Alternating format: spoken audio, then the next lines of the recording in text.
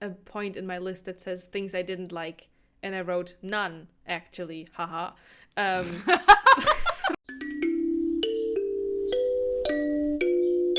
Quack.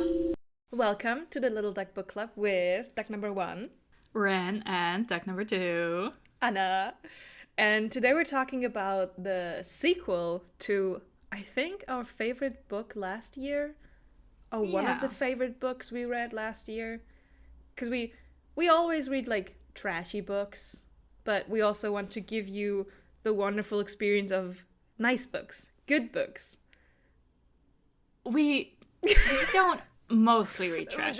We mostly read books that are either mid or bad. And then some good ones. Some good ones.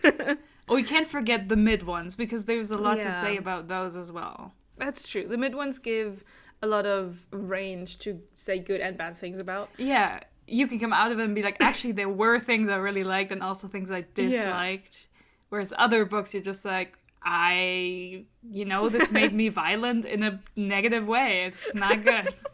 In this case, I'm totally whipped. I don't know about you. But today we're talking about A Desolation Called Peace by, butchering the name, Arkady Martine. Last time something we like also that. Didn't know what to say. Yeah, published in 2021. I looked it up. 2 years after the first one, A Memory Called Empire, which I think is like an appropriate timeline. Yeah, that's a reasonable turnaround for a second book, I think. Yeah. So, as always, spoiler warning. In my opinion, it's a very good book. So if you don't want to be spoiled, this video will be full of it. The thing is also, it's not just like spoiler warning, it's also like you should probably read this before watching this. Yeah. Because for some of the bad books, we do try to describe the plot, but for this, I think we have enough to talk about that it doesn't really make sense, and it's also just like not an interesting thing to talk about. Yeah. So just this discussion is not going to give you any kind of useful insight into the book itself. This is not going to be like a summary video like some of our others. Yeah. This is going to be a book discussion. So I encourage you to, put this video on a bookmark in your browser, go read the book, and then come back and listen to this. Because I really enjoyed it, and I think you should enjoy it too. So, where do we want to start? I have some things written down, but overall, I'm just happy to gush about the facts you didn't like. We had a small pre-discussion talking about the book. But yeah, maybe we can just get into the setting, because it is a sequel, so it's not like... Yeah. So in the previous book, it ended with the emperor dying, killing himself, committing ritualistic suicide. That's true. Dying sounds so passive. That man went on live TV and was like, I am killing myself. Here's your next emperor, a woman who did not want the job and is not happy about it, but look at her, she's competent, we're doing this. She's like, fucking hell, man. Yeah. Yeah. So we've got a new emperor currently, 19 Nazi. We have 90% clone of the previous emperor, who's currently a child at 11 years old, who's basically in her care and who will inherit the throne once he comes of age. And we have the perfect, lovable main character from the last book, Heat, who was the ambassador for her space station, Lazelle Station, who now went back to the station. She ran, or not. She came back. She was just like, you know what? Things happened. I need to kind of... Yeah, and she was also like, if I stay longer, I will never want to leave, so you have to send me back before I don't want to anymore. Make me go, please. Yeah. And her cultural liaison, I think, was what, like, 3 Seagrass's official title was, information personnel, who is still in Teixkalan, working at the information ministry I forgot her position. She's she went third up. undersecretary. Yeah, I think something. So she's like, she's doing well for herself. And that's like she got a promotion for sure. She got promoted.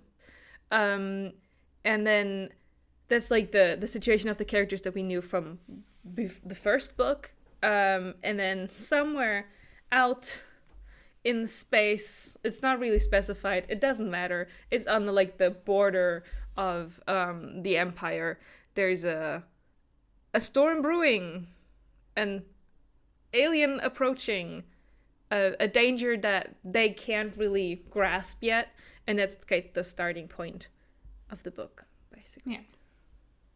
Which I love. Okay. I think it was very funny that last time when we ended, we had some predictions, and I think yours were much more correct than mine. Which is a shame because I would have preferred it other ways, but yeah. I don't remember my predictions. No, your prediction was that it is gonna be like a lot about the aliens and about the first contact, and I was like, no, it's probably gonna be more politics, and like there are politics, but it's way more aliens. Yeah. It's very heavy on the aliens with a pinch of politics on the side. I would say. I was living my best life with this book.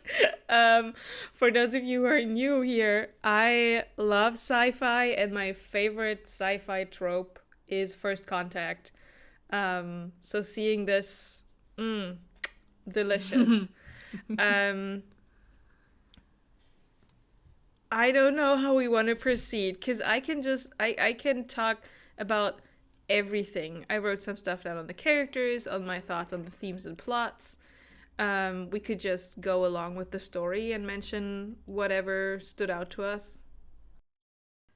I think it's better if we do either like characters or like big plot points or themes, because again, I don't think a summary is like a good like way to do it, because it's not very interesting, because a lot of things are intertwined, so it's like if you start talking about it, you might as well finish talking about the whole thing, and then you're already somewhere completely different in the plot. You are true. Let's start with Mahit. I am so true. You're right. Let's start with Mahit, my best girl.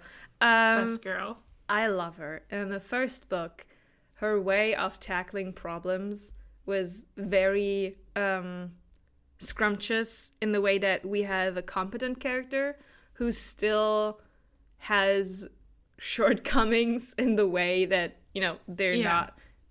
they are an outsider in a world that is trying to actively,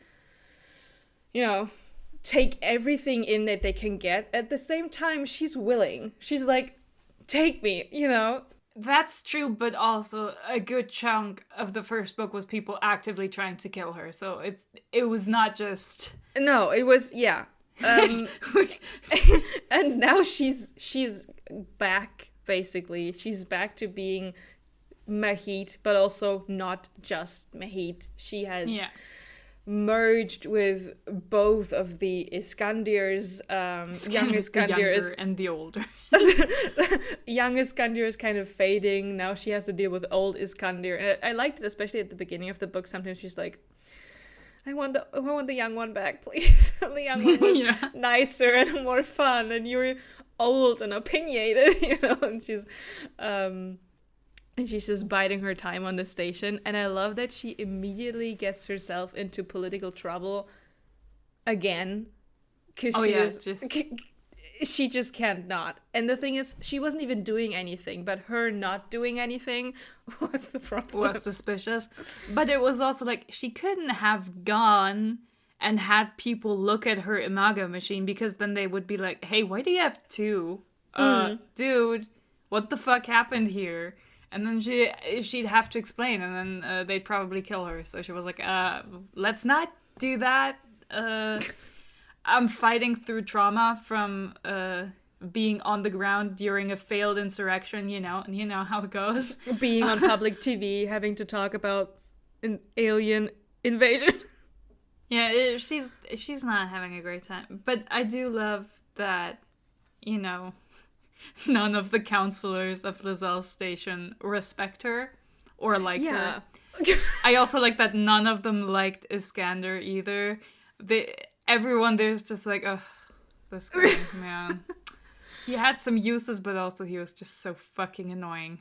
They were happy he was gone, honestly. Yeah, they were these like, people were just good like, riddance. Oh. Yeah, and then they were like, well, I'm glad he's gone, but now we haven't heard of him in forever, and they asked for a new ambassador, so like, shoo, Mahit, go solve this issue. And then they hear he's dead, and it's like, well, that's unfortunate. It's incredible that the book opens with like, okay, at least one of these counselors actively wants me dead or would want me dead if they find out what I've done. And the book ends with, okay, probably most of the counselors want to kill me now. I should probably not return home anytime while they're still alive. Every counselor. Yeah. It's really funny. I liked her struggle to navigate with these people, because the short time she has been on Taix Kalan has changed her so fundamentally that she's like, oh fuck, these people think different. Oh no. Yeah. It's the thing with her trying to sweet talk the heritage one, was it Amnarbad? Yeah. And they're like, I'm not asking. This is a fucking command. It's gonna be a threat in like half a minute if you don't comply. And he's like, oh shit. He's like, fuck. This stuff doesn't work here. I forgot. I forgot. Yeah. No, it is great. And I also love that she's immediately like, you know what? I might as well leave. 3 seagrass turned up at the worst and best time. Incredible timing. I'm going. I'm not even packing much. I'm just out of here, like, post haste. I'm not staying. It's really funny.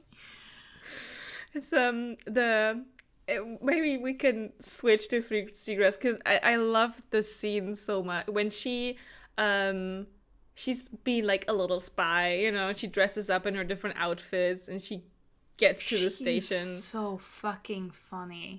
Because she's like, haha, I'm being so practical and reasonable, and you watch what she's doing and you're just like, you're unhinged, girly. Like, a real go-getter for sure, but also you're insane. What the fuck are you doing? The fact that she's like sitting in her office, you know, the message comes in on the screen. She's like, I'm gonna give this message like 30 seconds. And if nobody clicks yes, I'm gonna click yes. I'm gonna... It's so incredible, because it's also like, oh yeah, they want an information agent at the front. I can do this. And if I'm already traveling to the front, well, maybe I can pick up my ex kind of halfway girlfriend on the way, you know, as you do, normal things.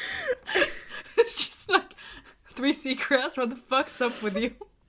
What are you doing? And then she just comes up to Lozelle Station, right? And she should, like, she gets smuggled in. She's not. Yeah, I mean, she goes there, right? And she knows about the situation on paper, right?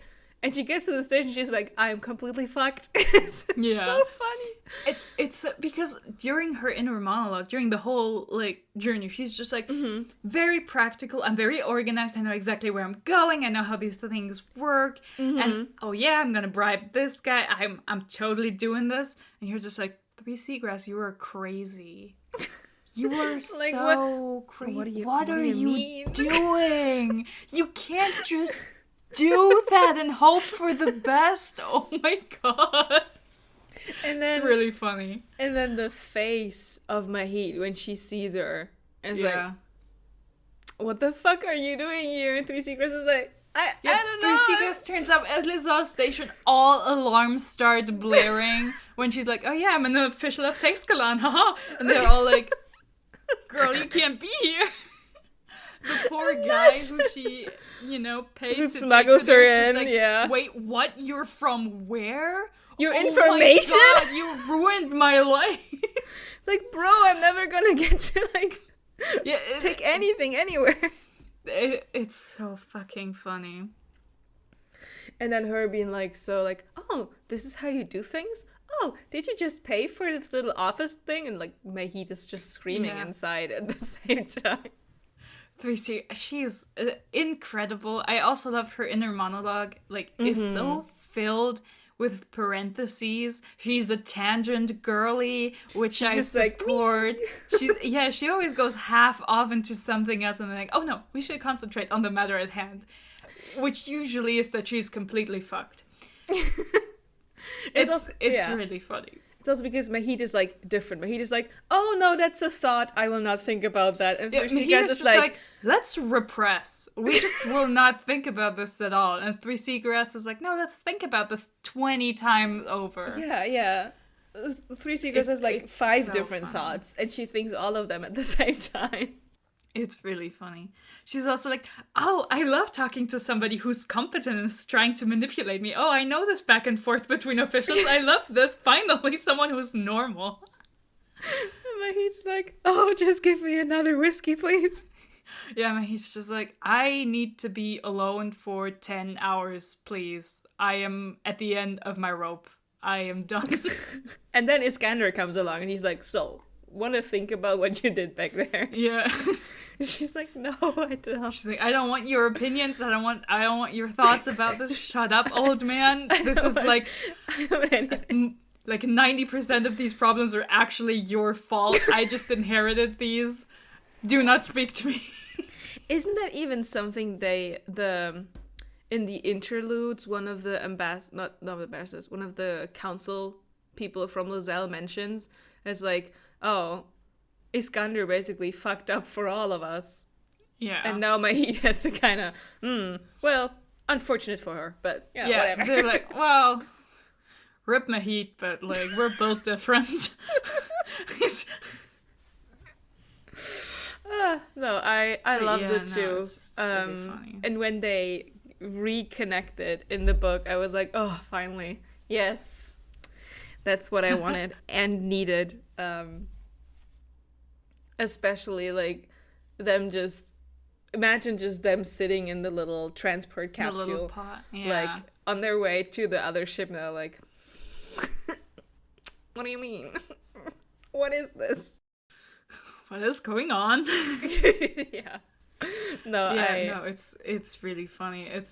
It's just like, okay, when you're stuck in a tiny transport, vehicle with your situationship from like a month ago, who you knew for a week and went through like life-changing circumstances with and committed treason with together, kind of normal things, It is really funny. It was. It's even funnier. I'm just gonna go down the list of characters I have here. If you consider where they get dropped into. Yeah, like, no, it's you have these two, and then they get put on the ship with 9 hibiscus. It really is funny because they're having their interpersonal drama on top of all their other personal dramas, and then they end up on the ship that's already like in a war situation where 9 hibiscus is struggling because there's politicking going on that is incredibly unhelpful and will get everyone killed, and she is not having a good time. And then the information agency she sent for brings along a fucking stationer who was not, invited or checked over or anything. Just like, oh, that's a translator. It's like, you're not wrong, but girl. And like, she's currently dealing with another captain who's like super annoying and obviously trying to undermine her, and she's just like, now I have to deal with this too. Oh my god. A captain who isn't just trying to undermine her, but who is like a military spy, basically. Yeah. I like 9 hibiscus. Me too. We get the first scene from her perspective, and I was like, I love competent women. She is so good. I was like, ooh, a muscle mommy. Don't they say she's broad?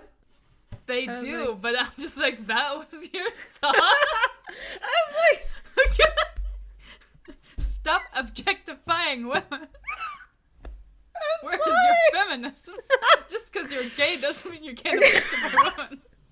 I'm so feminist. I just love them so much. No, I wrote down, in all seriousness, I loved her character. I feel like she easily could have gone wrong in a way where I'd be like, like not really sure what to do with her. But like that she had like this, oh, I was a shard pilot, oh, I was like a soldier, obviously, it's like she has a war background. We actually dive into the war background. What made her a good captain? What made her become Yautlik? I like that a lot. And at the same time, whenever it's like her perspective, she's so done with everything. And that's she's so pissed all the time. She's constantly like, we're going to use this anger to be productive and to fuel us for reasonable action. But oh my god, I hate everyone and I wish I could shoot them right now. Right fucking now, immediately. I want to kill people. It's way easier than talking to them. She's going like through the gratefulness exercise in her mind when she's walking along the bridge. It is so funny. Like, in every, like, second conversation she's forced to have with 16 Moonrise, she's just like, can I shoot her for insubordination for this? I don't think I can space her for this. I wish I could kill her right now. It's like, really funny. Or it's, I shouldn't kill her just now. It's like, she's like, if there was like an attack, could I accidentally shoot her in the crossfire? Many thoughts. Could I push her? But like, I think she's such a funny example of what this book does, which is you meet her on a personal level and you're like, oh yeah, no, she's very reasonable, very likable, and then you find out, like, obviously on some level you have to be aware because obviously she's a Yautlik, but also and then you find out, oh, she's committed like insane war crimes. Oh man. Ooh. You're like, oh, I love 9 Hibiscus, and then you're like, well, oops.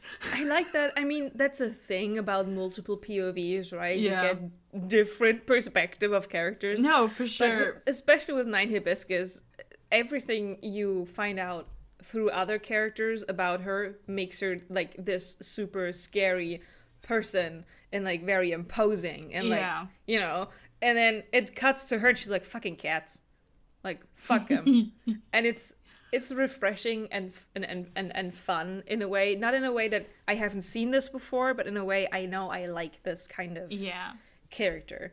I also like that her friendship with Cicada, how there's this like, I'm deserve where I am right now. I deserve the position that I am right now, but I'm still yearning for the simpler times.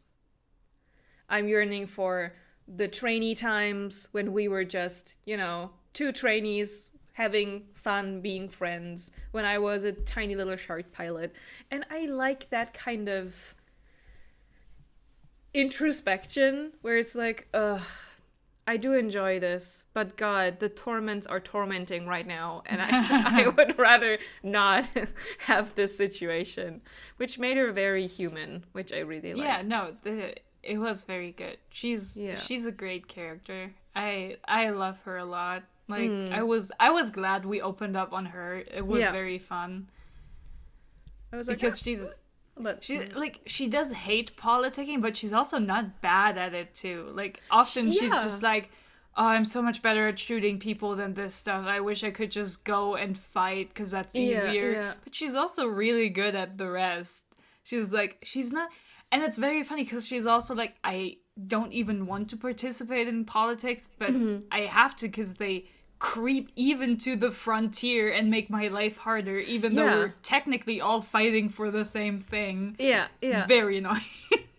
No, I completely agree with that. I really like the way that she's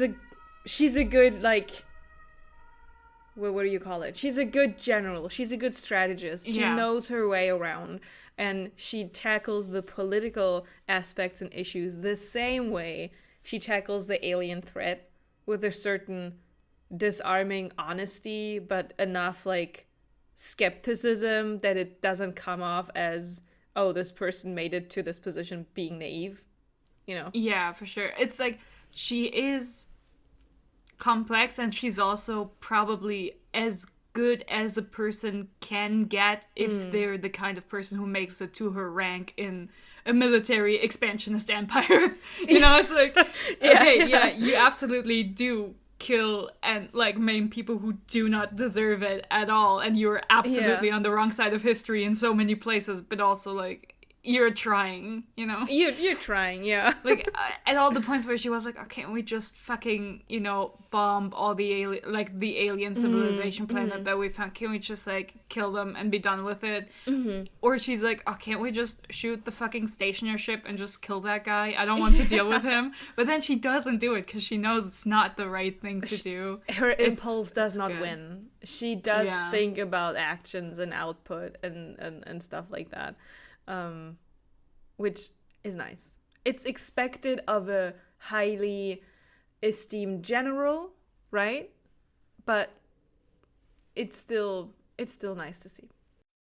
For sure, but it's also like she makes a lot of decisions where it's like, okay, this isn't even expected of a general. Like, this is like a good moral decision, but not one I would expect at all of this rank, or that even a propagandist would ascribe to someone making in this rank, because this is like on a humanitarian level the right thing to do, but politically a lot of people are not pro what you're doing here. That's true. No, that's true. Let's say like a loved general by the soldiers, as in I feel safe that this person is the one giving me the commands. She is like very protective of them, and she's also interested in preventing casualties on all sides, because she's just like, no, that's bad. Like, it's not good when people die. Yeah. And she's so mad when she has to consider the aliens a kind of people, and she's like, what do you mean? Now I can't even in my own good conscience bomb the shit anymore. What do you mean they Why talk? are we doing this? Yeah, no. I like her. She's Nine great. Hibiscus is great. And the addition of 20 Cicada made this a very enjoyable duo to read about and watch. And of course, like, 9 Hibiscus is made even more likable just because we have 16 Moonrise, who is the most hateable girl boss you can find, who everyone we have as a POV character dislikes heavily and does not want to work with. 16 Moonrise is just... It's 16 man. Yeah, 16 Moonrise is exactly what you would expect of like a commander in that position. You're like, oh yeah. It's like a law. It's like a. Was it the student? Yeah, it's like a student of a highly esteemed war mongering dude, somewhere on Teixkalan. These kind of student mentorship lineages where people are like, oh yeah, is like from that person, right? And he is so deranged. I'm so glad we finally got his perspective at least once, so we could figure out what his deal actually was. Because when he was like, listen, it is not important to preserve life. What's important is to preserve the power position my institution is holding now and continue that lineage. And you're just like, oh my god, you're insane. Man, what the fuck is wrong? But that's exactly the kind of guy you get. Like, of course, it's not unrealistic at all. You're just looking at him and you're like, oh, you were so fucked, man. There's everything wrong with you. There is nothing salvageable here. You were just cooked. Your brain is soup, my man.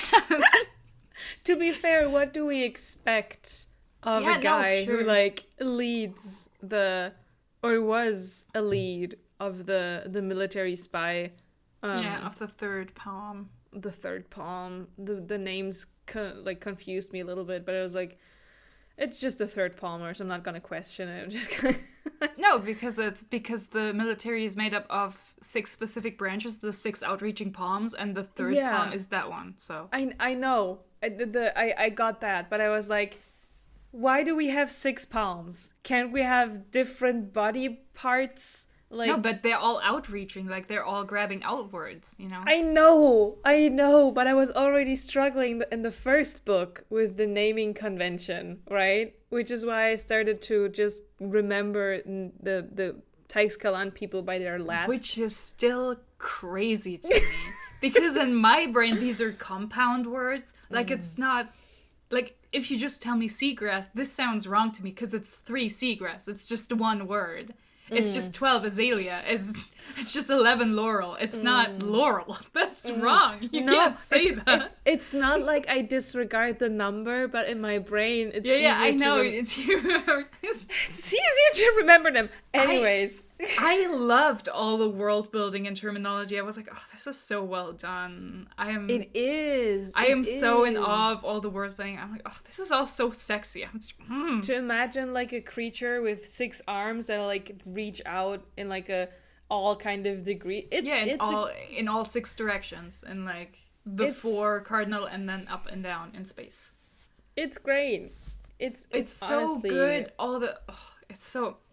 It is considering so that tasty. the emperor's name was 6 directions. It's I mean that's in part why he chose. You know, he had a high ego. Anyways, he was such a guy, man.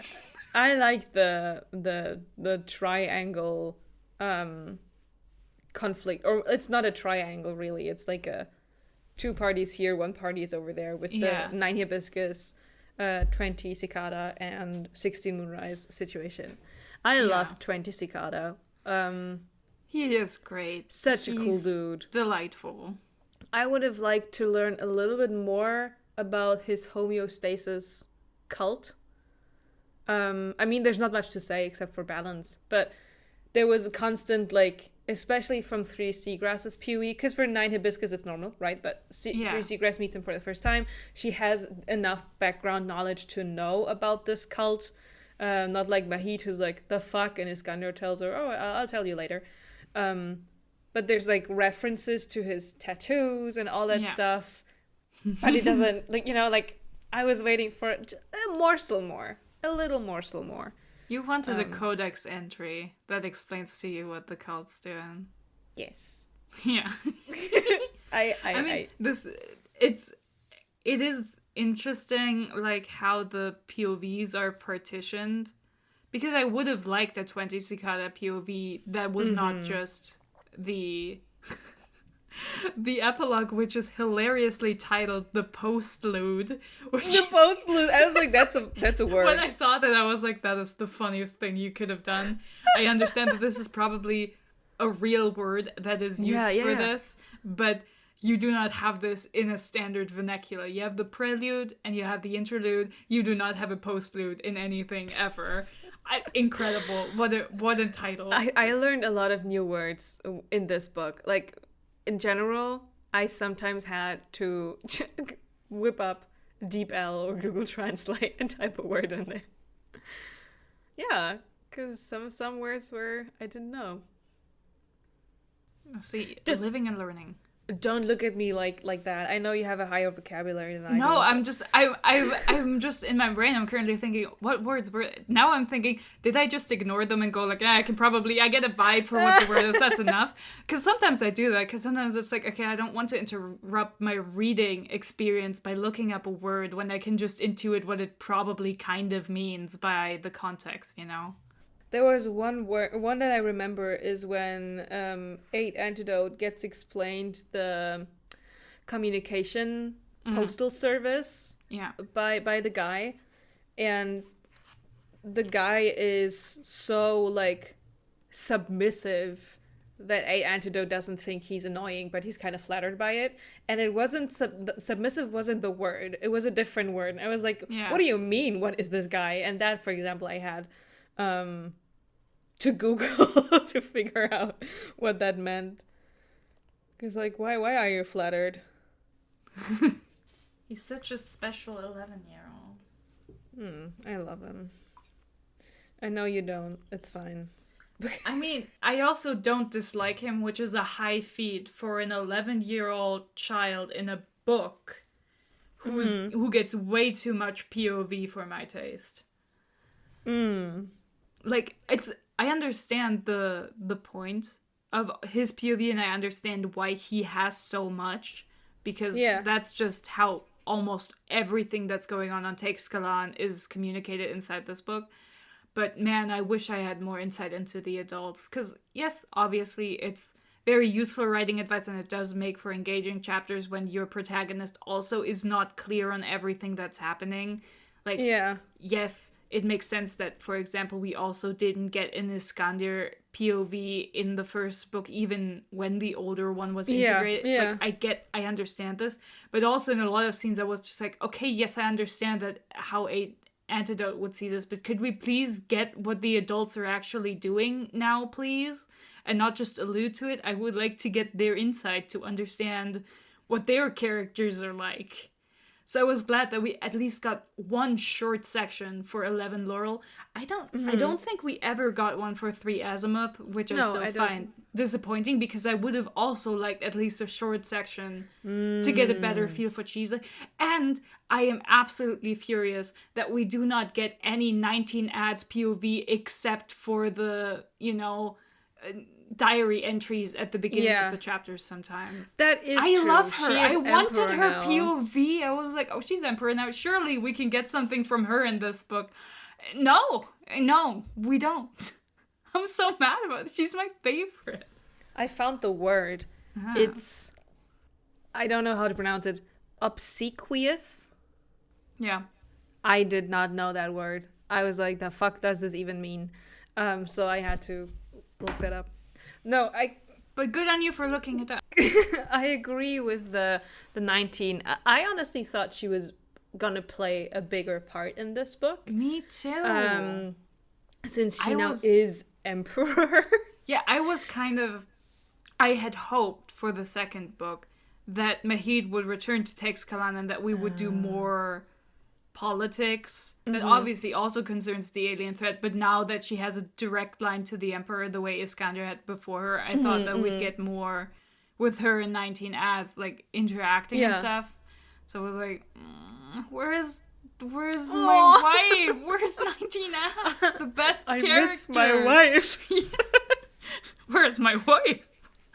No, I get. I was like, no. I get that. Why is the only times we get her either in diary entries or through the eyes of her 11-year-old kind of like foster child who mostly trusts her but also not quite. Like, I mean, I want to see what she's doing, man. Yeah. I feel so robbed. I get why you didn't like 8 Antidote as much, probably also by proxy, because it means we get less 19 odds. I mean, yeah, but it's also just like, he's a kid. Which means his POV is also limited in a way that the adult... He knows way less than everyone else, which is kind of annoying, because it's like... Every other POV is a competent adult who has their own agenda, who knows a lot of what's going on, and has insight that nobody else has. And 8 Antidote is just kind of like going around being manipulated by adults who tell him some things but not others, and like, wow, a precocious child. Again, like, it's very impressive that the writing is so good that I don't dislike him, but I don't like him particularly either. Like, he's fine, which, again, high praise from someone who hates child characters. I was about to say, because they're so annoying. Hate kids in books. I love 8 Antidote. I am a huge Bat Fam enjoyer, which is the Batman family. And something about him immediately made me go, oh, it's my boy Damien. Like the whole struggle with, I'm just a kid, but due to external circumstances, stuff was pushed on me. And I did not grow up like a normal kid, and I am not a normal kid. That there's like this disconnect between, I'm just 11, and I apparently have to be a lot more, right? And I just, that's why I kind of immediately was like, oh, baby boy, I'm so sorry for the horrors that you will have to live through. I liked the a little bit less, not a little bit, the less experienced perspective we get from him. Just because it was something different. I like that. And I like that we had at least one, like, Teixkalan ground POV. Yeah, no, of course. Because they all... That was important. Everyone else was out in space. Right. Yeah. And why I understand, like, the frustration of, I would have liked to get, like, insight into all the other characters. I think a lot of problems would have been solved so much faster. That it's like, how do we go from here, I guess? And I liked his meddling. I like a meddling character. Especially if they don't know everything that's going on, and you as a reader, you go, stop fucking meddling, my dude. Like, it's not... This is not... When they had to disrupt their second visit to the planet... Oh, yeah, I was like, are you shitting me? I was like, no. What? No. Because... If I remember correctly, right, in the beginning, you're like, the Emperor wants something from me. Yeah. But then it immediately cuts, like, to the scene where it's like, oh, no, you can just talk to Three Seagrass if you want. And I was like, oh, no, it's not the Emperor wanting to talk to them. Oh, fucking hell. No, it's the other way around. We have it's the other way around. You can, like, you can see her for yourself. Then we cut back to them being like, the Emperor wants something from you. And you're like, oh, okay, so 19 ads has something to say, and then, like, he can also see the message or, like, ask some questions as well. But then you come back from them hurrying away from their negotiations to go serve the Emperor or whatever. Then you cut to 8 Antidote being like, oh, yeah, he only had, like, 2 questions, but that was, like, all of it. And you're like, wait, what? Funniest thing ever. No, the single funniest bit in the book was some of the epistolary content, which was at the beginning of one chapter, somewhere in the middle, we had this, monthly reoccurring ad for a mining job on Piloa 2. Which was, I laughed out loud when I read this, when they were like, these are the benefits, these are the people who can apply. Yeah. Girl, they just killed everyone on that planet, like, last week. You can't be doing that. I mean, you can't, this is so fucking funny. No one turned off the, like, advertisement in an active war zone. Like, you can have a job here in the Paloa system. Don't worry about what's going on. That's so fucking funny. Everything will be taken care of. It was so funny to just see this in the middle and be like, Yeah. I don't know if anyone's gonna take this, quite frankly. The snippets, again, were so much fun. Yeah, they were really in good. between. Yeah. Every single time a new chapter starts, I'm like, ooh, snippet! Ooh, snippet! I really like those. But, yeah, 8 Antidote as a character, extremely fun to me to read. And I also usually am not like a kid enjoyer in stories, because usually the children are used for other, like, to enhance other characters, right? And in this case, it felt like, we have 8 Antidote. Also, most authors write children as way younger than they presumably are, because I assume they just don't interact much with children. Yeah. You have, like, 10-year-olds behaving like 6-year-olds, or you have people talk about carrying, like, kids, and the kid is, like, 7 years old, and you're like, that kid's heavy. I don't think anyone's carrying that kid around in their arms. You're not going to carry that kid for long. Yeah. Like, can you carry a 7-year-old? Sure, absolutely. Yeah, but that kid's, like, 30 kilograms. You're not carrying that for long stretches if you're not trained. Like, that's... Yeah. You are not doing this, okay? Like, don't lie to me. This is not what happened. Yeah. No, and I feel like 8 Antidote was written. No, like, he very was fine. He was perfectly fine. I just really liked him. I was like, look at this little rascal. I love that they, like, it was like, you're getting PTSD immediately. Have fun for the rest of your life, suffering from whatever you did in that shard, and have fun. Have fun, little guy. I love afterwards. It was like 19 odds. It was like, that one shard pilot just was worried that she fried the your brain of the next emperor. That's gonna be a lesson to not let random kids into her shit. Yeah.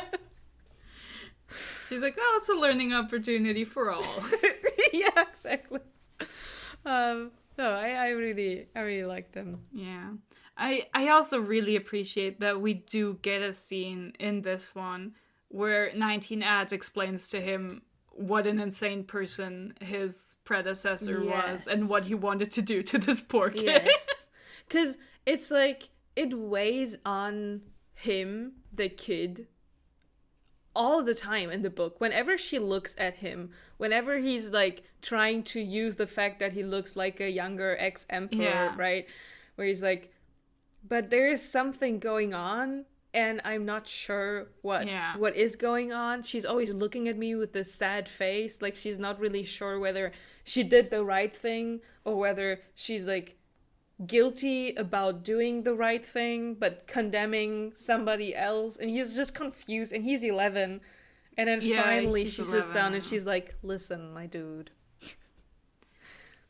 don't try to be like him. You are not him, and I'm so fucking glad you're not him, because you almost were.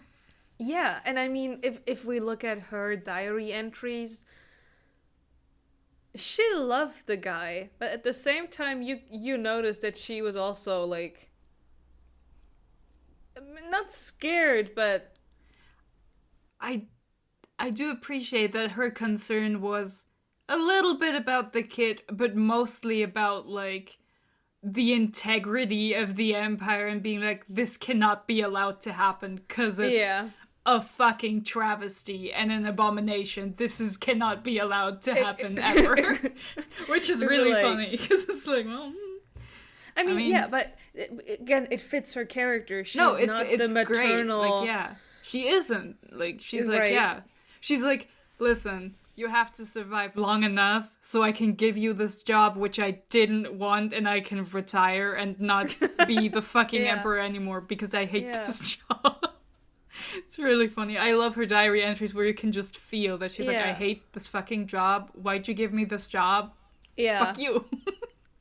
It's like, thinking back to us being buddies in our 20s, and honestly, I fucking hate that. It's like, we had a great time, but dude...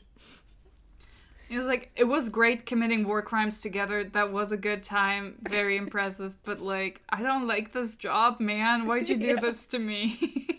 Like, she girl bossed too hard, and then she became emperor, you know? Yeah. the He was like, well, you prevented me from putting myself into a kid, so, and to live forever, so now you can take this job, which you forced me to abdicate. It's honestly... slay.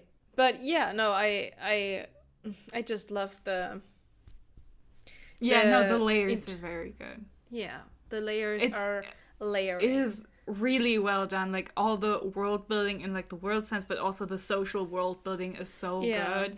You can taste how much, like, history there is between so many of the characters, even though most of them are not important enough for that to ever get explored in any way. It's just like, you know, the author has thought about it, and it feels so much more close to real than, like, stories where you just have random side characters who are there for one thing and then not really for anything else. It feels like you're just looking into something instead of getting everything that is to get, basically. The impression is there that these characters exist off screen and have interactions off screen that you will never be privy to, but that influence what is happening. Yeah. I felt that a lot with 9 Hibiscus and 20 Cicada. I was like, ooh, this feels like a rich relationship that we get to experience in a couple of scenes, right? But they existed for much longer, and we just get a little glimpse and enjoy ourselves looking at this. But also, especially with Mahit and 3 Seagrass, is so good, because I mean they interact a lot, right? So with them, it's even more like, oh, okay, obviously the author needs to build rapport here. But even with them, they know each other for just a couple of weeks, but it feels so... I mean, it comes with the fact that Three Seagrass is a poet, right? So the way she thinks about Mahit is also poetic, right? I mean, Mahit is also an aspiring poet. Yeah. So it's They're like two poets both, being like, gay for each other. sentimental bitches. Yeah, it's really funny. It's so... I loved... Okay, so they get onto the ship, right? They get the... They listen to the audio recording of what the aliens... and throw up immediately. I love the fact I love that that bit. It's really funny. Of them being like, okay, how many bin liners do we need for this whole thing? And then they get onto the ship and they get into the sound studio to like create the message, and then they have their fight. Yeah. I love the fight. I was like, so far this reunion has been too non-confrontational. Yeah, it was like it's getting very smooth. And since you have both of their POVs, you know, you see that it was like you some know grinds, both of them. Yeah, some friction. And then I love that we get the fight out of Three Seagrass's POV, because she has no idea why they're actually fighting. She's so confused. She's like she can tell something is off, but she's like, I don't even know what the problem is. Again, she was so unhinged. She thought she could just rock up in a cute little outfit to the station, pick up her girlfriend, and then leave. Yeah, right? She was just like, I mean, how unreasonable is this? I'm sure Mahit would love this job. And it's like, girl! And it's like, it's not wrong. Mahit does like the challenge. But... Yeah, but you don't understand a lot of the implication of your behavior, baby girl. The spook and her pet, like literally. Yeah, like literally. I love that they had a fight. I loved how the fight went. How like the emotions were articulated throughout. And I love that they didn't immediately get over it in terms of there was like this ongoing tension. It's just that was delicious. That was really tasty. I was like, good. I'm glad they're fighting. This is good. Communication and stuff, right? Yeah. And then, it was I loved it so much that right after Mahit is like in her, when Iskander was like, no, don't wear that. You know, dress in all white. Like girl, I know, dress in all white. Wear something nice, yeah. And then Three Seagrass sees her and like, like faints on her way. Like, oh my god, she's too sexy. I can't concentrate. And I smell like instant noodles. And sweat from the day before, because I thought it was a good idea to sit in a bar all day, all night, with a cat, and not sleep. Basically, I liked it because it felt in the first book, it felt like most of the time Three Seagrass had like the upper hand, because obviously Mahit was like on a different planet, out of her waters, and this time it switched a little bit. It's not like Mahit was knowing what she was doing, but it was nice to see Three Seagrass be like, oh. Yeah, Three Seagrass was like, oh no. What's happening? Why is she mad at me? I'm feeling things, not good things. I'm panicking. Yeah, and she's like, oh no. I'm not accustomed to this shit. No, I really like that. And I also, we can talk about it. I did not expect the sex scene to be that spicy, because we have seen like I didn't expect it to be that graphic either. We've seen glimpses of like scenes in the first book, but it was mostly about we have flashback Iskander where getting Mahit freaky. accidentally sees Iskander's like sexual escapades in like snippets, in tiny moments, and you're like, okay. And then I actually sticky tapped it, and then we get to for easy reference. No, and then the thing that took me out. Where was it? Was it on the next page? Oh no, it was like, okay, they're making out. Oh, fingers are going places, and then I read the words dripping wet. I did not expect that. That was the first thing that took me out. I was like, what do you mean we are using these kind of words? And then I had to put the book down for like 5 seconds when it was like, when Mahita's like, well, I'm not that kind of barbarian, you know, like, we're not fucking on the floor, and Three Seagrass goes, oh, but I am. But I am. Yeah. That's really funny. What? And I mean, shortly after that, the scene ends, and then we get the fade to black, right? But I did not expect go that. longer than I thought it would. It did go longer, but honestly, for me, that was the perfect kind of degree of spice, right? Not too much. It goes away, but a little bit. Now I'm considering whether you could sell this to the TikTok girlies by just, like, implying the spice in the second book and, like, having them be extremely mad about reading the first book and being like, what the fuck do you mean? Just sell them on that one scene. Honestly, you could. You probably could. Yeah, probably. And then they'll buy it over TikTok shop and then be, like, leaving bad reviews because they're like, there's not enough sex in here. And Arkady Martine is looking at it and is going like, yeah, what is happening? Not, you stupid bitch. What do you mean? Yes. But I like this. I was taken by surprise, but I liked it. And I thought, but they are both unhinged, right? Afterwards, right? A couple of times it still gets referenced. Where they're like, oh yeah, I had my finger in that. Aliens. It is really funny. It's like, oh yeah, she sounded like that when she told, Yeah, that was the same face as when I did something smart with my finger. And it's like, okay. That's so random. But it's like, okay. Everybody knows. Everybody knows. Like, I liked it. I'm just gonna say it. I thought it was just the right amount. It was surprising to me because I did not expect it. But I was intrigued. Let's just say that. No. That's the wrong word. Yeah, it's very funny how often afterwards Three Seagrass is just, was this Iskander Gavin fucking me, or was this Mahit? Yeah. What was it, her or him? Oh no. But and it's the funniest bit is also still that Iskander was like, Mahit, I don't think anyone's complaining about the skills you have right now. The only reason I know more than you is because I'm 20 years older, but you're doing great on your own. There's currently no complaints. Yeah, Continue. It really is just like, yeah, I mean, don't you want the, like, 50-year-old man in your head to compliment, like, your oral sex skills? Like, I mean, who doesn't, really? It's really funny. The fact that he's just like, no, don't look at me like that. You're good. Yeah, you're good. Just like, Why are you looking at me? You have something else to take care of right now. But really I also like that Three Seagrass knows Mahit's behavior and like mimicry so much that she clocks when it changes to Iskander. It's really fun. It's like, oh, you do look at this woman a lot.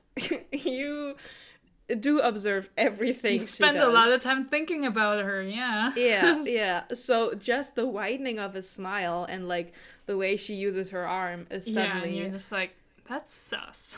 So it's distinct enough for you to notice. No, I loved the two. They were very. I liked the relationship. I also liked really that just like in the first book, it wasn't overwhelming. I did not feel like the plot suffered because we had this romance in here, and that's very nice. Yeah, no, for sure.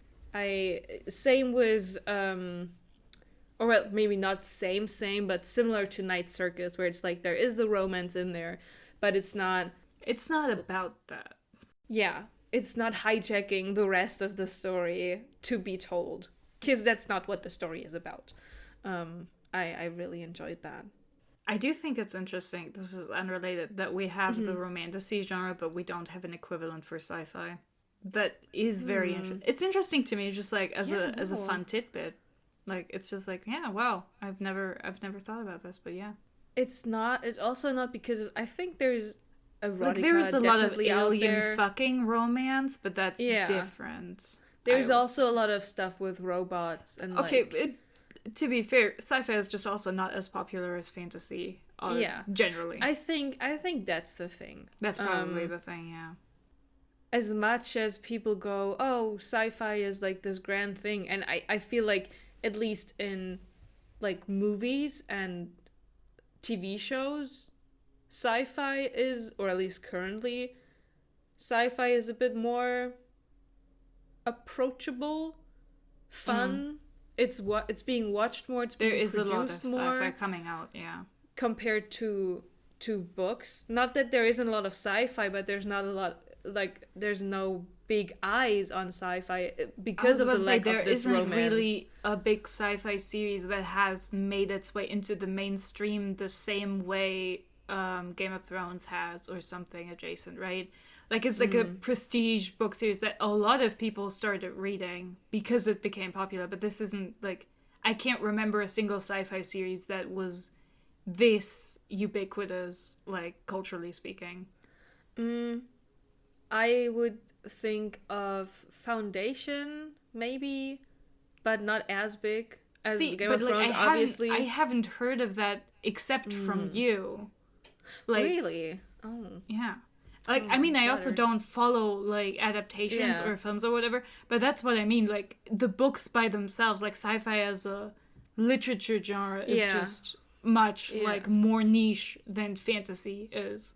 Because, like, even if you don't like fantasy or care for it, you have heard about Lord of the Rings, you have heard about Game of Thrones, you've heard about Harry Potter. Like, even if, like, you do not give a shit and, like, you're totally divorced from, like, reading fantasy, you have heard of these. Yeah. And I feel like most of the sci-fi that people do know is not book-based. No, it's movie. Star Trek isn't book-based. Star Wars isn't book-based. Yeah, these are like the big ones.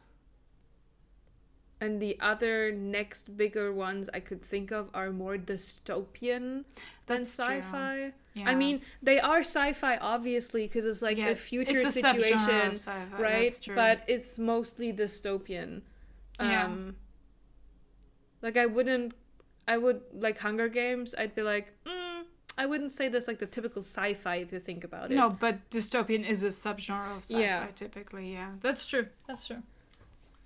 But the space traveling stuff, if you think about it, that's usually, as far as I can at least think. Because, I mean, I know a lot of them. The Martian would be one where, like, that's okay, that one a lot of people read that book because of the movie. But then again, Interstellar is like... even the book by itself, I think, was already, like, doing incredibly well. Oh, yeah, it was a self-published book. And that really went off. A bestseller. Yeah. But, like, Interstellar was not book-based. Interstellar, I think, they just pumped out as a groundbreaking movie. No. I'm trying to wrap my head around a way that you would combine, because romantasy is like easy, romance, fantasy. Yeah, right. That one's easy, but like sci-fi, romancify, like romancify. What would you call them? Sci-fomance? Like, that sounds bad. Sci-fomance. Sci-romance, on the other hand, just sounds like, you know, Sally Hazelwood is Sci-mance? Sci-mance. We gotta workshop this. Yeah, we the ideas in the comments. But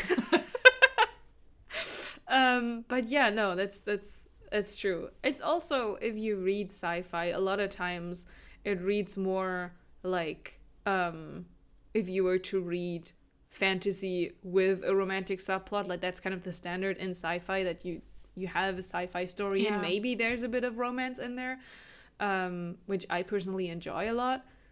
You don't have to go out looking for it that much. But yeah, I mean, since we're already talking about the sci-fi of the book itself, we could talk about the aliens if you're much inclined. We can talk about the aliens, sure.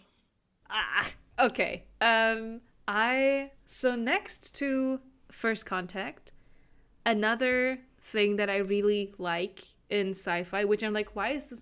You could also address this in fantasy, but it's not being done that much in fantasy. Sometimes with like mage stories, but not that much. It's like the concept of self in connection with like systems or shared consciousness, a hive mind, yeah. or also like body sharing in the sense of clones and stuff like that kind of who am I, either being taken out of a multiple system or being put into one of those systems, which is again it should not be exclusive to sci-fi, but it's a lot more prevalent there than in fantasy stories, and they decided to combine that. I think in it's the book, at least in part, because if you take it out of its tropey surroundings, swarm intelligence or hive minds are a hard sell because they're very stupid. On a realistic, like, if you have to think deeper on them, you're like, okay, this does not make sense. Like, this is extremely unrealistic and weird and makes extremely little sense if you're building your own world from scratch. This is, like, if you take it out of the sci-fi context, it's just not at all, like, because it's like nothing in nature is like this ever, so it's a hard sell to tell someone who's not already into the tropes that, like, oh no, this is totally something that could happen and that could make sense.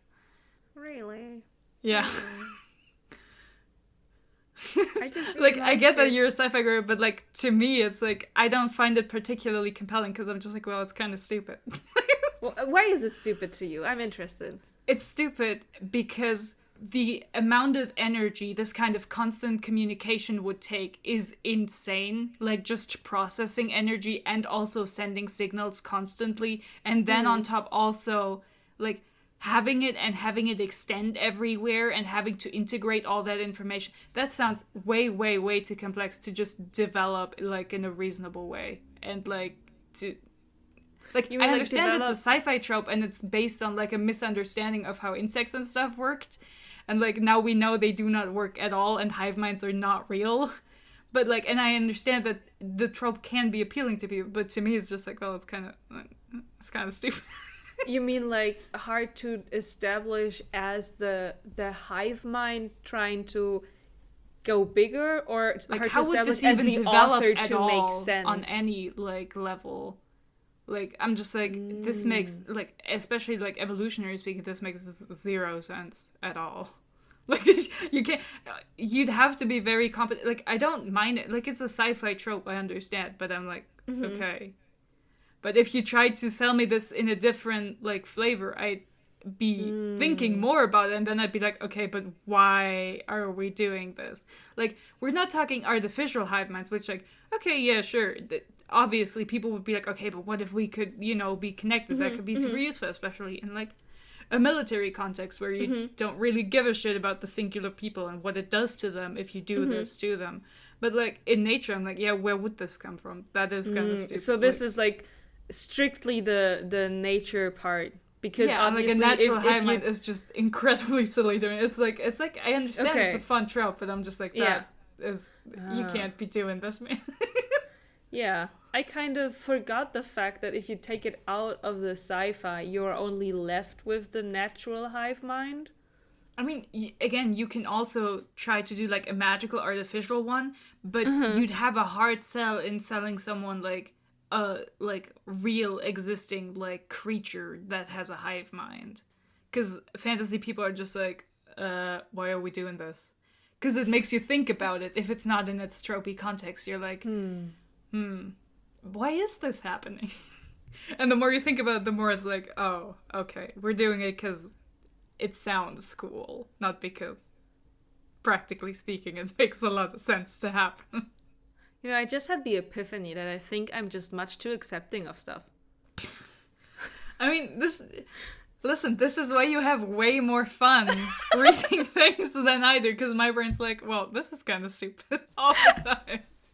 Because I was like, you go, little fungus. You go make your hive mind. But, like, again, it's like, well, it's a well-established sci-fi trope, and I'm not a sci-fi boy, so I'm like, Yeah, that's true, like, true. it's fine. It's a perfectly fine, like, plot contrivance. Like, it can happen, but I am not here, like, cheering it on. I'm not like, oh, hive mind. I'm like, okay. That's what we're doing. It's the same when you come to me with spaceships. I'm just like, okay, I guess that's what we're doing. I'm not excited, but I'm also not angry. How dare you? Okay. uh, yeah, no.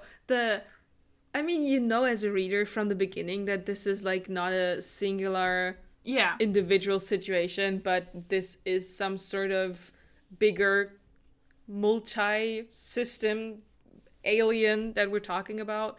And at first I thought it was gonna be like because we already talk about the sunlit being an algorithm, we talk about the city being its own huge artificial organism.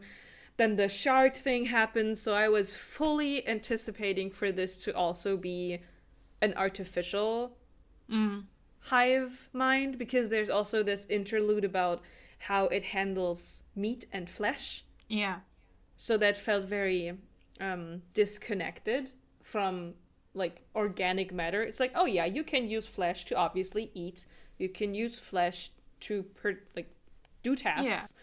Yeah. So I was a little bit surprised when we find out it's a fungus. I was like, interesting. After the prelude, which was written so fascinating, like the writing from the perspective of the hive mind is really compelling, because it's really alien and off-putting in a way that's really engaging. You're like, this is like, weird shit. I'm into this. This is not a sentence. I love this because like these aliens are alien. This feels weird to me, and this is good. That's what I want in an alien. And then we see what the aliens look like, and I'm like, we're doing mammals? Why are we doing mammals? I thought we were doing cool, off-putting aliens. Are you shitting me? You can't be doing this. I was fully expecting the aliens to all look different. And I think especially since the person maker, as they call it, or as they translate it, is the fungus, yeah. Is the fungus is the part that, makes them into a unit. That was also my thought. Like, we had this first one, and they were like, "Oh yeah, it's a mammal, and it wears clothes." And then we found the fungus, and then I was like, "Oh, it's gonna be," because we also had the meat chapter where I was like, "Oh, they're just using whatever they find on whatever planet they're taking over to build like a functioning body to work with. Like they just take over." But then no, that was also not the case. So I was like, that was also not the case. There was a bit of a mischance. I think if you wanted to go with the body horror of our perspective of, oh my god, there's a fucking fungus in your brain, taking one of the humans from Peloa and use them as communicators, for example, or like a stationer or somebody who could look like a stationer. I was waiting for a stationer to show up, because we have at the end of the last book, we already have this in the beginning monologue where it's like, oh yeah, we've already like taken them apart and found something similar to us in them, and I thought, oh, we're gonna see what they made out of them, but no. I think that would have been a bit more like, of course, you're reading this and you're like, oh, they're in a dangerous situation. They're talking to these mammals with huge claws, and, the mammals can use infrared to just make them puke. But it would have sold the horror a little bit more if we had gotten that. So I was like... I was really let down by the alien design. I was like, what the fuck, man? We can't just do an animal that wears clothes. We can't be doing this. It's like hyena-looking ass, I was also like, wait, but why are their brains so comparatively small? That makes no sense. You can't be selling this to me like this, man. We know that, like, intelligent species have a, like, disproportionately large brain, even if in the case of an octopus, it's, like, distributed, but it's, like, a huge chunk of their energy concern. I'm like, okay, I mean, she's not a xenobiologist, whatever, like, it doesn't have to be like her hobby to design cool aliens, but I was like, okay, these aliens are way too regular. And also I was like, what do you mean this is the second book series with aliens we're reading, and we're doing a large mammal with a parasite that makes them like communicate differently and see space differently? Is everyone doing this? Is this like a thing I just don't know about because I'm not a sci-fi reader? Is this the current meta? Is this what we're doing? I can assure you it's not, at least not with what I was have. just like, why do I get a second nickel? What are we doing? So the symbiosis with another technology thing, I'd say that's pretty normal, but it kind of but in this goes case, along it with really is like more like, okay, a parasitic thing that has developed into a kind of symbiosis. So I'm like, and also they're weird about people who don't have it, and like it's really off-putting to them if you don't want to have. It's the same. I was like, wait, we're doing this again. It was very disorienting. It's strange I was that like, it happened. we already did this. It's strange that it happened twice. Yeah, I'm like, why do I have a second nickel now? When they were explaining the look of the alien, I was like, long arms? Is this a gorilla again? You know, like, yeah, I was like, wait. But then it was like, oh, a snout and like ears. So it was, in my head, it was more like a hyena kind of creature. But I wrote you one point when I was reading a book that I'm like not surprised, but I'm still engaged. And that's kind of the whole thing. Because I was like, oh, a fungus. Okay, immediately. I got taken a little bit back to like the Last of Us vibes. But the reason for that is because it's like the biggest fungus franchise that's currently like at the back of my mind. If you think about it. And I really, really enjoyed the scene where I unfortunately forgot his name. The research assistant gets infected with the fungus, because I was like, ooh, yes, like you already know what's gonna happen. Yeah, and you're just like, dude, don't do it. Don't do it. You're the not protagonist in a horror film. Don't do it. Actually, then, for a while, I thought that we were gonna do that the thing is gonna get up again. I was like, oh, are we gonna do that the thing's not actually really dead? And then we got the fungus spores, and I was like, okay, that's what we're doing. I thought at first it was gonna bite him as well. I was like, can you please not put your hand into the very sharp teethed mouth, please? But then the fungus thing happened, and I was like, is this whole book gonna turn a different direction? When it started with the 20 cicada is in there as well. Oh, Mahit and 3 seagrass. Yeah. Oh, like, but lockdown. I didn't think that, because I was just like, oh yeah, they talked about it, like eating their deceased, and like I was like, oh, that's probably like part of it, that I how thought they would keep the fun, because they did talk about that they eat the like meat that's left over of the people who die. Like, I thought they were being resourceful. Yeah, I mean that too, but then I was like, oh, so they like keep like eating the fungus. Okay, the person maker. Yeah, but I enjoyed that. I also enjoyed it felt fitting for 20 cicada to eat the fungus in a way. I was like, you know what? I don't know this guy that much, but it seems but a very fitting thing for him to do. The moment he took the fungus down to talk with them, I was like, oh, he's eaten the fungus. Like, literally, he's eaten the fungus. Like, this is... I was like... This is definitely happening. This man... My first, worry was, oh no, you're gonna show them, like, the equivalent of an embryo or a child, and they're gonna gut your ass when you like, shake it in your little plastic tube. It's like, you know, some alien idea. Taking a baby and, like, whacking it up and down. Like an underdeveloped fetus. Yeah, like the meme with the child, with Chris Hemsworth, like, you know, like, just... Yeah. That's what I was expecting to happen. That they wouldn't be like, how dare you not eat a person maker, but that they'd be like, bro, stop shaking our eggs. Something like that. And honestly, I know this is just, it would have been as much of a satisfying ending, I don't know. But for a short moment, I thought that Mahit was actually also gonna take the fungus. Me too. I was like, oh, is she gonna be the stationer representative, and that's gonna be the thing? Because there was so much talk about her not having a home, right? Yeah, and I was like, oh, so that's the thing she can do. And like not belonging, neither in Texkalan nor on the station. So I thought, oh, okay, so she's gonna eat the fungus. And I mean, they even address it Receives as like, girl, don't you fucking dare. I don't want this. Yeah. But I honestly wouldn't have minded. I think that would have been very interesting, because then we probably would have gotten a postlude from the wee Mahit that they have. But yeah. But I guess it does make more sense to get it from a character who does feel very connected to the rest of, so like the aliens are like, oh, okay, we probably shouldn't kill them.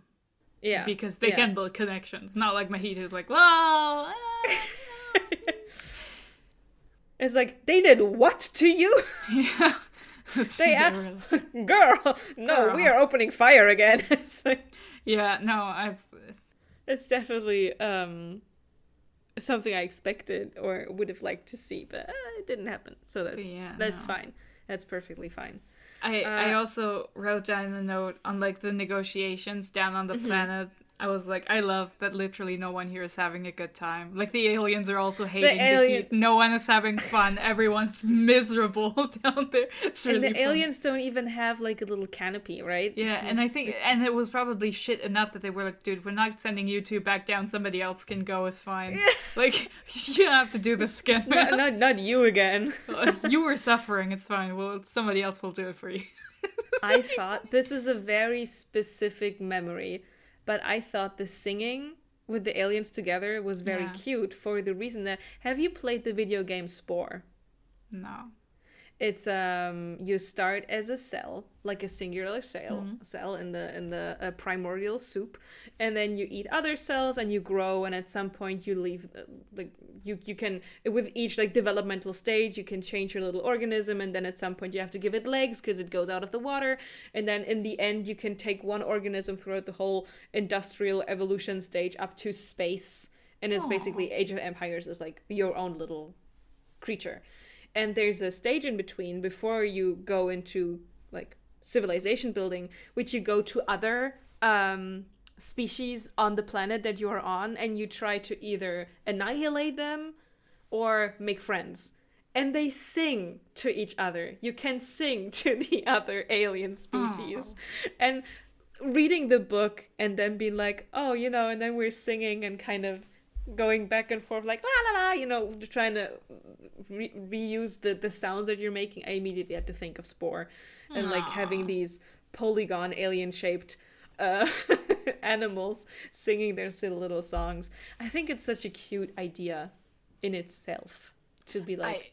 I also thought it was really funny that they were like, I don't think the aliens are using their real language with us. I think this is baby talk. I think they're talking to us as if we're toddlers, which is just really funny. They're just... It's like, okay, we're trying. And the aliens being like, the fuck do you mean? What do you mean, person? They're really just like, these are just babbling random shit. I mean, it's halfway coherent, but like, man, this is not a fully developed person. They're trying. Okay, we're gonna try back. I really, I thought that was quite sweet. And also the thoughts in itself of, like, how do you communicate with someone who doesn't just not speak your language, but like who doesn't use language at all, right? Yeah, like... that was... I liked it. That's why I like first contact stories, because there's this gauging of, oh, who are you? And you have the people who immediately shoot at each other, right? And then you have the ones who are like, wait. Yeah.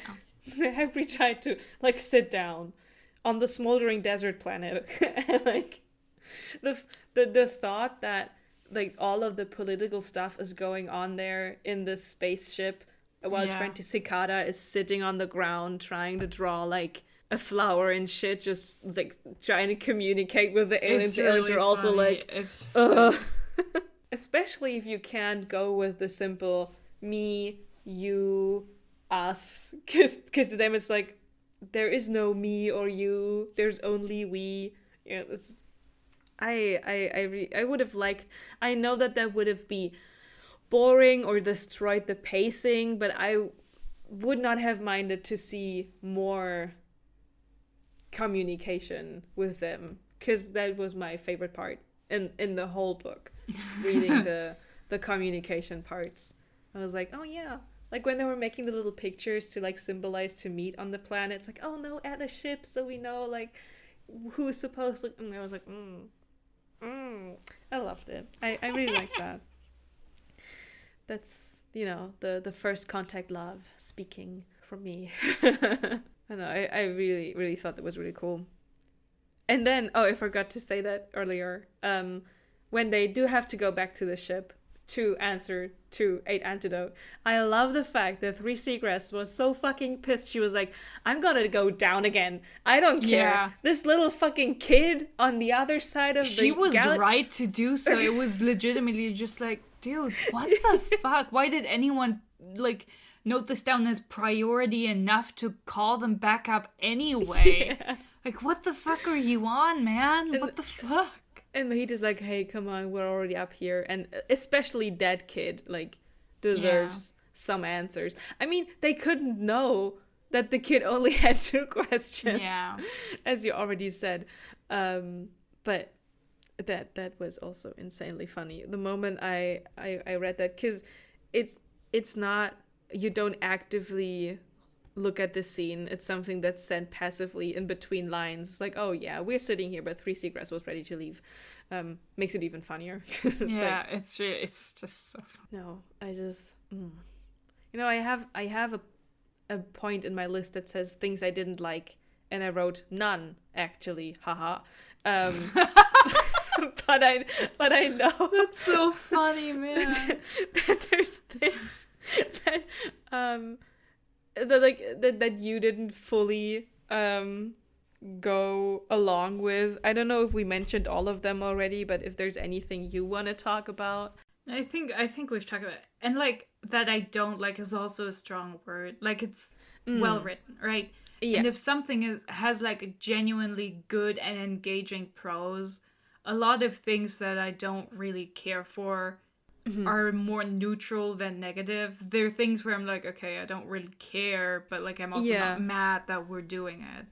Yeah. Like with 8 Antidote, I'm like, as I wrote to you, I was like, could you imagine somebody with less command of prose and like interesting character writing like 30% of a novel from the perspective of an 11-year-old who doesn't really understand the politics going on but is trying to do the right thing? Oh my god, it would be horrible. It would be infuriatingly bad. It terrible. I wanted more 19 ads so badly. She was so interesting. Yeah. And like, I also like 9 Hibiscus. I'm not mad that we're getting her instead. Like, she's a very engaging character. But what I will say is that I'm like, why? Like, I remember how, like, it felt in the first book that this kind of, not quite rebellion, but this group of discontents that 12 Azalea was kind of hanging out with sometimes would be relevant to some degree. And I guess we got that one, like, subway bombing or whatever, but that's all that ever happened there. And I was like, but what about that though? What about the politics we introduced in the last book? That's true. What about are we not doing these? It's not really. That's why in our predictions, where I was like, oh, we're probably gonna return to Texcalan and then deal with that, like that, while also the alien thing is happening also in the background. But we did oops all aliens instead of that. Oops all aliens. Right. I mean, it is implied that because like, nobody it's implied tells. To still be going on to some degree, but it's also like, okay, but like. That's the political intrigue I would have preferred to read about if I could get the choice, but I understand it's sci-fi, so I guess we are doing aliens. It's implied that it was a bombing and not just a simple derailing. But on the other hand, it's also like, okay, it could have also just been one of the other adults who has some agenda that we can't see through, who, like, interacts with 8 Antidote and, like, you know, wants them out of the way for some reason. We couldn't have known because we don't get insight into them at all. So it's like, well, who knows what other political factions would be interested in getting him out of the way, so that 19 ads has to stay or pick somebody else or build other kind of, like, right? Like, No, I agree. I was about to say, there's only the implication that it wasn't an accident. Yeah. We don't even get the definitive, like, oh, it was a bombing. Yeah, we just get that none of the adults will tell him, oh, it was definitely an accident. So he's like, oh, it was definitely a bombing then. Yes. So that's... Which, he's sure, but also we have heard in the last book that the city algorithm is out of whack and, like, just getting weirder. So, like, do we know it's not a derailment, actually? And is it not easier to make the kid think it's a bombing than confront him with actually the algorithm that's running the lives of everything you know is, well, not doing great? There's some issues, like... I think one way maybe the 8 antidote stuff could have been a bit more Text-Kalan-ly, if you think about it, would be if we see more of the information that we needed to hear through him getting education. Like, not as in a, oh, sit down and we're telling you, blah, blah, blah. Yeah. But in more of the stuff that 11 Laurel does with him. Where it's like, oh, I'm going to give you a little mind experiment to think about. And maybe I'm going to manipulate you a little bit along the way. But this is the kind of manipulation I want you to notice, right? Yeah. So you learn something from it. Because then we would have gotten more of the, oh, what do they do with the, young and budding emperor person? Yeah. To prepare for this position. And then we would have automatically seen more 19 odds in the whole endeavor to teach him. Because she has a huge interest in teaching him or in forming him into someone who is not the previous emperor, right? So it would make sense for her. I know. I'm digging into your wound that is festering. Yeah, no. This also reminded me of a thing that I also didn't care for. Where I'm like, okay, at least it didn't have consequences and wasn't meaningful, but it still pissed me off. Which was that the first person to conceptualize that, oh, maybe these aliens do, like, simultaneously communicate and see themselves as one entity. The fact that it's the 11-year-old who's not interacting with the aliens at all is the first one who thinks about that is fucking insane. I'm like, I'm sorry, but no, I do not believe you. I hate this. Fuck you. No. I don't care how precocious your precocious kid is. No. I do not believe you. Sorry. I love that fact, especially because Mahit and Three Seagrass are trying to rack their brain on how they communicate without, like, in the way that they can hear. It's like, oh, do they maybe have implants or pheromones or whatever? Oh, no, they don't even think about implants. They think about pheromones and stuff. And it's like, Mahit, you have an implant. It's you have a one-line implant, not a network implant, as you so sufficiently say at the point where you guys are like, oh, maybe it is a hive thing, right? There is something absolutely hilarious about them loudly discussing the Imago lines on the bridge. Imagine just being an officer on this bridge, hear the four unnamed, just watching all this shit going down. The communication one, you right? You have your Yout, like, yelling into her, like, space phone and being like, dude, you will not eat this fungus. Do not eat this fungus. I hate you. Do not eat this fucking fungus. And, like, your second in command being like, no, I'm gonna eat it. I think it's a good idea. I think we have to do this. And then off to the side, you have these people yelling at each other about the Imago lines. I sticky tapped that. It was like, I think I'm going to eat this fungus. That's literally what he says. Yeah, it's so good. It's so funny that this is all happening in front of the entire crew, and it's it's like this. It hurt me to put the tumor into her head. It's like, huh? What? It's like, oh my, what do you mean they have the Imago machine? And then a fucking counselor standing there screaming stuff and stationer, and it's like, But also, I will say, I don't really get what his deal was. Me neither. I needed another thing from his perspective because it makes zero sense from my perspective that he shows up there just to implicate both himself and Mahit and like trying to sabotage and spy on the like. Do you just want to get her killed too? Or are you like, okay, if we're gonna die in this alien attack, this bitch better die too. I cannot stand her being alive. Like, what was I'm his gonna make plan sure here? Iskander dies. What? Yeah, I was like, what is he trying to achieve? He's literally only losing things. I don't understand what his deal is. Honestly, I'm happy we by accident got to discussion on this scene, because I was like, did something whoosh by my head again? Yeah, I was also sitting there like, am I stupid or is he insane? Like, what is this behavior? Why is Because this felt purely vicious towards Mahit. It did not feel like he would be able to pursue any other goal by saying mostly, that. quite frankly, it felt like, okay, we need this scene to happen for the resolution that I have planned, so this information needs to be out in the open for drama, but I don't know how else to do it, so I guess he's going there to do this.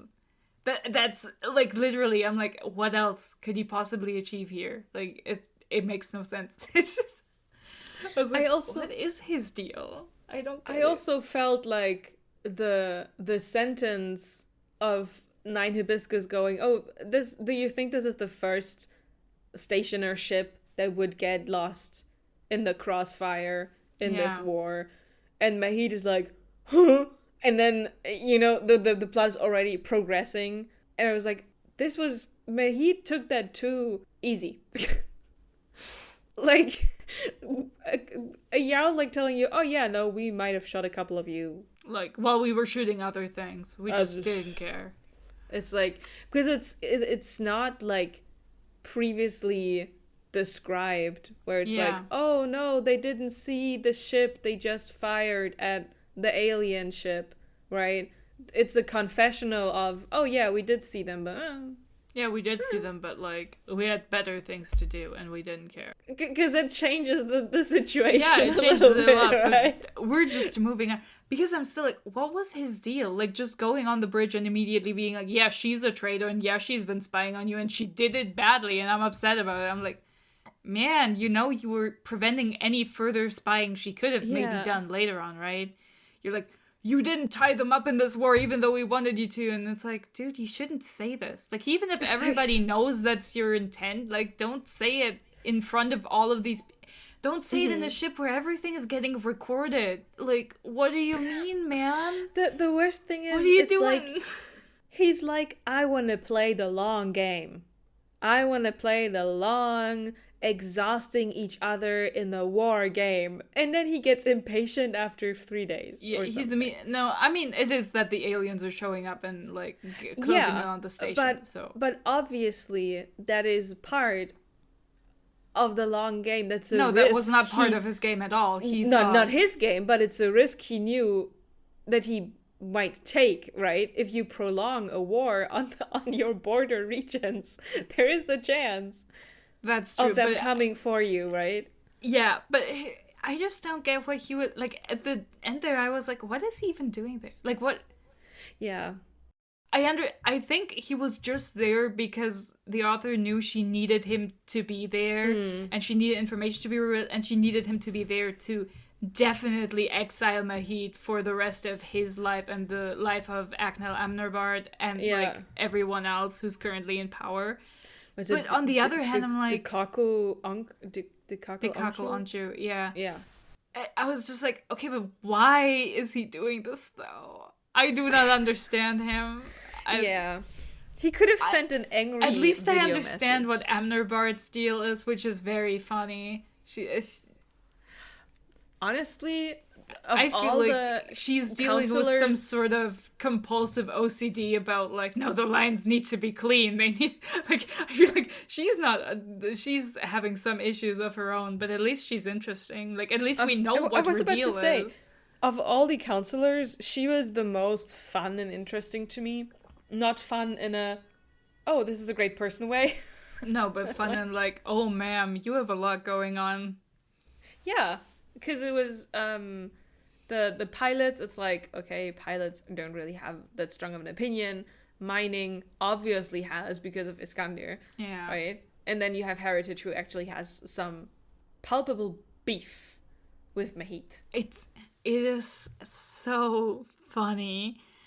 The scene where the counselor finds Three Seagrass in the shopping like district or whatever, Yeah. and she's like, "You will not get this fucking algae beer for free. I will pay for it. We will owe you there will be nothing owed in any direction.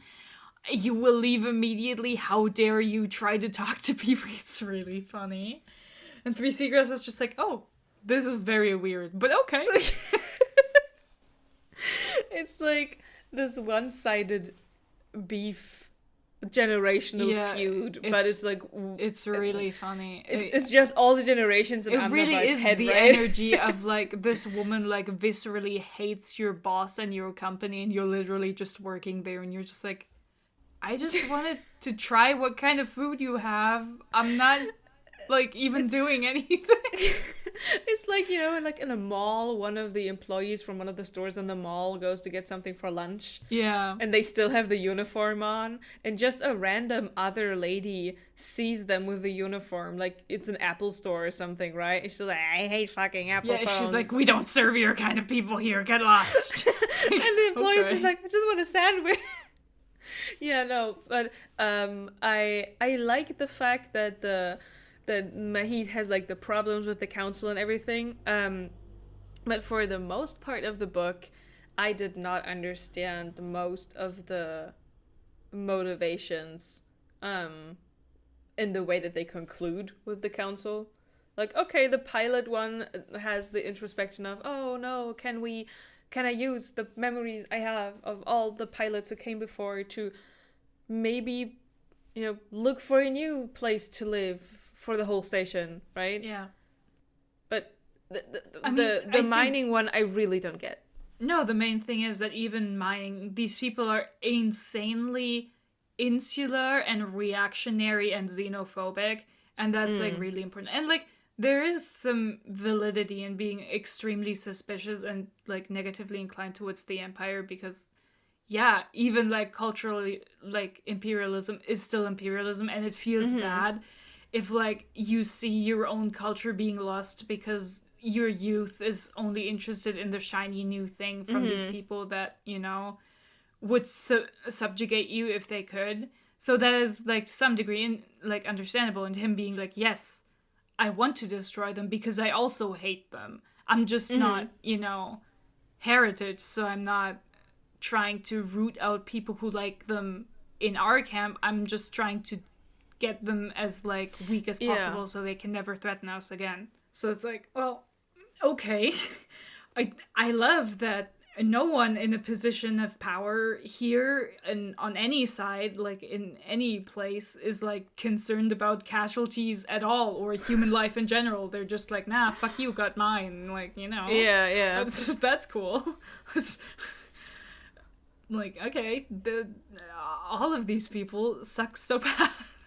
Really it's like that usually does happen with people in power. So there is this kind of, in a lot of stories, there's the impetus to see like the small guy as like the good guy, to be yeah, but they're fighting the system, you know, they're just a small little guy, but like, yeah, sure, comparatively, but that doesn't mean they're not also terrible to other people or themselves, in the same vein. Like, no, realistically speaking, the little guy could be just as shit as the big guy. Like, sometimes even worse. Like, you can't know.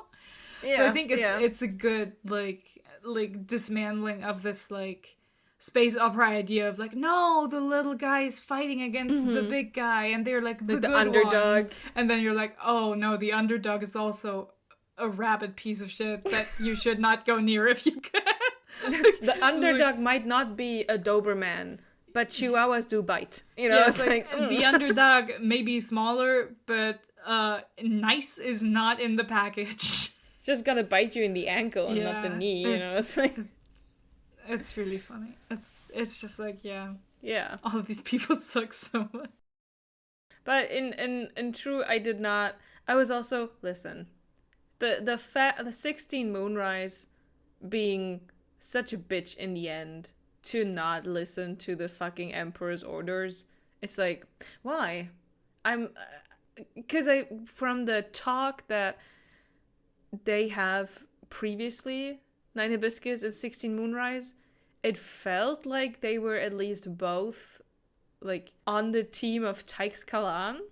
Yeah, but they have a different idea of what the right thing is, right? Because they're different kinds of military commanders. Whereas, like, 9 Hibiscus is like, I want to win, and I want to win in the most cost-effective and life-sparing way possible, even against people I don't like or care for. And 16 Moonrise is of the same school of thought as 19 Ads, where they're like, no, I would like a Pyrrhic victory, and I don't care. Like, this is the most effective way to win a war, and that's how you do it. I mean, yeah, of course. But... And also, like, 16 Moonrise is 11 Laurel's personal pupil.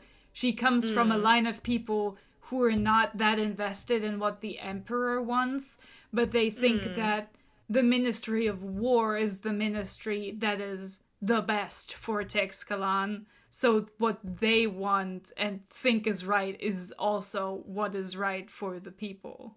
I do think it was, like, a little sad and, like, humanizing that she was like, surely my mentor wouldn't just send me out here to die. And next chapter, and then the interlude happens. You have 11 Laurel talking to 3 Azimuth and being like, oh yeah, I totally sent her there to die and take 9 Hibiscus with her. Like, that was the goal. I thought that was, like, worth the sacrifice. She went willingly because she loves me. You have 8 Andadot standing outside the door like, what the fuck, man? And then you think of, like, the thing of saying, oh, 9 Hibiscus is strong enough to maybe survive this. That's the reason why we sent her out there. And you have 11 Laurel who's like, oh, well, no, I do sure hope my pupil dies. That's Yeah, he's like, no, I sent her there specifically to die and to take 9 Hibiscus with her. Like, that's the point. And 19 Ads is like, no, I like the people working for me to be dangerous and intelligent, because then they can hopefully achieve the things I would like them to achieve. That's kind of necessary. It's like, yeah, no. I really like this book. It's the fact that this is thematically something I like, and then it has the audacity to be this well written is just the cherry on top. I have a lot of parts sticky taped just because I liked the words and the sound that they made when I like read the sentence out loud. Yeah, I was like, oh. It's like some of the sentences are just so good. And there are also so many bits where it's just like such fun, wry humor in between. Yeah. Where it's just like, oh my god, this passage was so funny. I think I have a couple of ones where Iskander just scolds. Yeah, Iskander has like a lot of good one-liners. He's got a lot of singers. The amount of times he's just like, fucking pull yourself together, Mahit. Like, Jesus fucking Christ. It's like, the best thing to happen while you have an oncoming panic attack is the old dude in your brain going, fuck you. So it's just just like the first one. It's insanely well written and I really like it. And I mean, I already graded it on Goodreads with a 5-star because I mean, I also think it's a really, really good book. I also gave it 5 stars. I think it's like really compelling. It's not my favorite because like it's just these things just don't compel me the way they compel you. Yeah. You know, I'm like, no, this is like a competently written story. I liked it. It made me read things I wouldn't read just for their own description. So like I had a good time. Yeah. It was good. I know that sci-fi is not your thing, but I do hope to give you some more appreciation for the genre, book by book that we sometimes read, that is in the sci-fi direction. I mean, I don't think it's gonna grow my appreciation of the genre. I just like reading good things, and I don't care if they're in a genre I don't really like that much by itself, you know? Like, again, like the sci-fi tropes don't really move me, but that's just how it goes. Yeah. I just love the discussions from the POVs of these characters. Or even if it's not a POV specifically from that character, but like the what they tell others. Whenever this discussion of self, I really like it. It happens a lot in this book. It obviously happens a lot in Empire, because the whole imago thing obviously, jumpstarts that conversation. But whether you have it with when the shard pilots are discussed, or you have it with 8 Antidote, who's like, whoa, who am I? I'm 11. I should not have these thoughts. Should I? Should I not? You have them with Mahit and Iskandir. You even have them a little bit with Free Seagrass, just in the normal, where do I belong in this universe? Because I don't feel like this is of any, thing. And then with the interludes with the aliens, you also have that. And I love that. I love people discussing what they are or would like to be, or the lack of knowledge about that. It's just really fun, and I usually get that in sci-fi books, so it's like, give me more of that, please. I just really like it. I don't know. I could talk like longer about just how much I love this, but it would hold no. It wouldn't be anything you haven't said before, right? Yeah, like, exactly. Yeah. There would not be any merit to this. to elongate this process much further. I am saddened to know that these are her only 2 books. I am still like kind of blown away by the fact that Empire is a debut novel. Oh, it is so fucking good. I mean, I don't know if she has written a lot that just isn't published, that she has a lot. She has to. Because it's just so well done. I don't think this is just like... Yeah.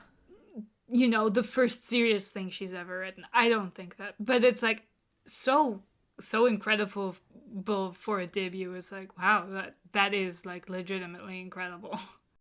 Yeah. I mean, I had her wiki... Or I had her wiki still open because I was looking into like if she has more books than these 2.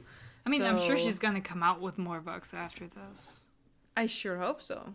Her dissertation was titled Imagining Pre-Modern Empire, Byzantine Imperial Agents Outside the Metropole, which is like 3 Seagrass taking a vacation. No. But yeah, I do hope. She has published several writings, but scientific one, it says. And she has been publishing science fiction since 2012. Which is interesting because Memory Called Empire came out 2019. Yeah, but I mean, if she's been publishing like in short story anthologies or just like for free on the internet, it wouldn't be in a list of published novels. Like, she doesn't need to be writing novels to be publishing.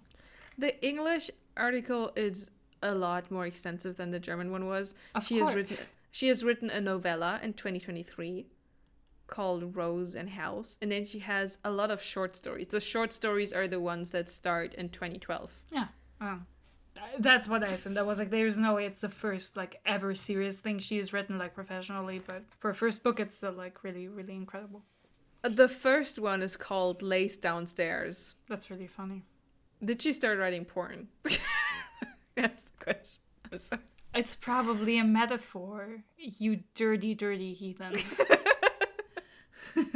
Oh, and she has written poetry as well. Yeah, I mean, that is entirely unsurprising. Cloud Wall and Abandoned Normal Instruments, it's called. But I don't think we have to go through her Wikipedia page.